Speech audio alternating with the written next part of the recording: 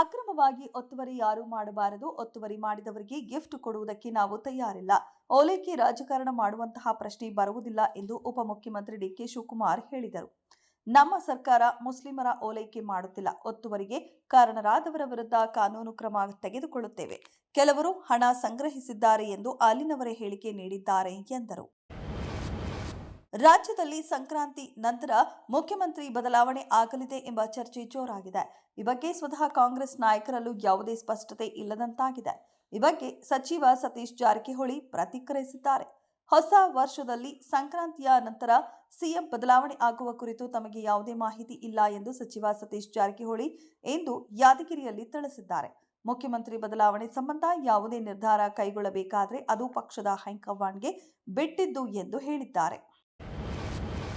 ಮಹಾರಾಷ್ಟ್ರ ನವನಿರ್ಮಾಣ ಸೇನೆ ಮುಖ್ಯಸ್ಥ ರಾಜ್ ಠಾಕ್ರೆ ಬಿಜೆಪಿ ವಿರುದ್ಧ ಗಂಭೀರ ಆರೋಪವನ್ನ ಮಾಡಿದರು.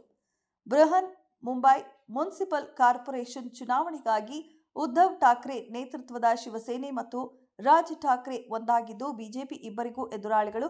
ರಾಜ್ ಠಾಕ್ರೆ ಮುಂಬೈಯನ್ನ ಕಾಪಾಡಲು ಎಚ್ಚರ ವಹಿಸಿ. ಮುಂಬರುವ ಮಹಾನಗರ ಪಾಲಿಕೆ ಚುನಾವಣೆಯಲ್ಲಿ ಮತಯಂತ್ರಗಳನ್ನು ಅವರು ವಶಕ್ಕೆ ಪಡೆದುಕೊಳ್ಳಬಹುದು ಎಂದು ಮಹಾರಾಷ್ಟ್ರ ನವನಿರ್ಮಾಣ ಸೇನೆ ಕಾರ್ಯಕರ್ತರಿಗೆ ಕರೆ ನೀಡಿದರು.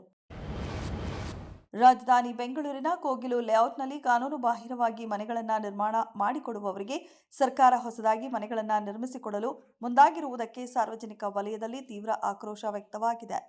ಸರ್ಕಾರಿ ಜಾಗದಲ್ಲಿ ನಿವೇಶನ ಮಾಡಿ ಮನೆಗಳನ್ನು ಕಟ್ಟಿಕೊಂಡಿರುವುದೇ ಕಾನೂನು ಉಲ್ಲಂಘನೆ. ವಾಸ್ತವತೆ ಹೀಗಿರುವಾಗ ಸರ್ಕಾರ ಅವರಿಗೆ ಯಾವ ಅರ್ಹತೆಯ ಮೇಲೆ ಹೊಸದಾಗಿ ಮನೆಗಳನ್ನು ನಿರ್ಮಿಸಿಕೊಡುತ್ತದೆ ಎಂದು ಸಾರ್ವಜನಿಕರು ಪ್ರಶ್ನೆ ಮಾಡುತ್ತಿದ್ದಾರೆ.